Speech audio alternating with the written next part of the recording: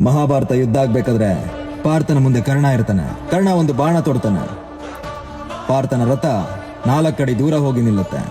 ಮರುಬಾಣವಾಗಿ ಪಾರ್ಥ ಒಂದು ಬಾಣ ಬಿಡ್ತಾನೆ. ಕರ್ಣನ ರಥ 10 ಅಡಿ ದೂರ ಹೋಗಿ ನಿಲ್ಲುತ್ತೆ. ಅರ್ಜುನ ಅಂದ್ರೆ ಪಾರ್ಥ ತನ್ನ ಶೌರ್ಯದ ಬಗ್ಗೆ ಗರ್ವ ವ್ಯಕ್ತಪಡಿಸ್ತಾನೆ. ಅದಕ್ಕೆ ಶ್ರೀಕೃಷ್ಣ ಪರಮಾತ್ಮ ನಿನ್ನ ರಥದಲ್ಲಿ ಜಗತ್ತನ್ನೇ ಅರಿತ ಶ್ರೀಕೃಷ್ಣ ಪರಮಾತ್ಮ ನಾನೇ ಇದ್ದೇನೆ. ಅಗ್ನಿದೇವನ ಆಶೀರ್ವಾದದ ರಥ ಇದೆ. ನಿನ್ನ ರಥಕ್ಕೆ ರಕ್ಷಾ ಕವಚವಾಗಿ ಆಂಜನೇಯನೇ ಇದ್ದಾನೆ. ಅಷ್ಟೇ ಯಾಕೆ, ದ್ರೋಣಾಚಾರ್ಯರಿಂದ ಬಿಲ್ವಿದ್ಯೆಯನ್ನ ಕಲಿತ ನೀನು ಶಸ್ತ್ರಾಸ್ತ್ರ ಪಾರಂಗತನಾದ ಪಾರ್ಥ ನೀನೇ ಇದ್ದೀಯ. ನಾವಿಷ್ಟು ಜನ ಇರಬೇಕಾದ್ರೆ ನಮ್ಮ ರಥ 4 ಅಡಿ ದೂರ ಹೋಗಿ ನಿಲ್ಲುತ್ತೆ ಅಂದ್ರೆ ಯೋಚನೆ ಮಾಡು ಕರ್ಣನ ಬಲ ಎಂತಹದ್ದು ಅಂತ.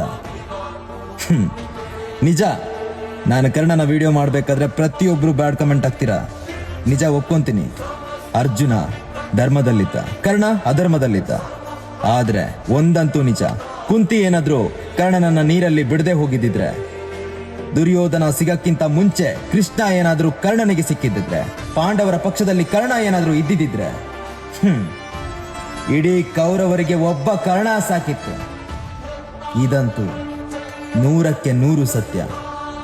ಕರ್ಣನ ಒಳ್ಳೆಯ ಕೆಲಸಗಳನ್ನ, ಒಳ್ಳೆಯ ಮನಸ್ಸನ್ನ, ಒಳ್ಳೆಯ ಗುಣವನ್ನ ಗುಣಗಾನ ಮಾಡಕ್ಕೆ ನಮಗೇನೂ ಬೇಜಾರಿಲ್ಲ. ವಿಧಿಲಿಖಿತವಾಗಿತ್ತು ಅಧರ್ಮದಿಂದಲೇ ಕರ್ಣ ಸಾವಾಗಬೇಕಾಗಿತ್ತು ಅಂತ. ಅದನ್ನ ಕೃಷ್ಣನೇ ತಪ್ಪಿಸಕ್ಕಾಗಿಲ್ಲ ಅಂತ. ಅದರಲ್ಲಿ ತುಚ್ಛ ಮಾನವರು ನಾವು. ಕರ್ಣನ ಬಗ್ಗೆ ಮಾತಾಡೋ ಸ್ವಲ್ಪ ಅರ್ಹತೆ ಕೂಡ ನಮಗಿಲ್ಲ. ನಾನು ಹೇಳಿದ್ದು ನಿಜ ಅನ್ಕೊಂತೀನಿ. ಜೈ ಶ್ರೀಕೃಷ್ಣ.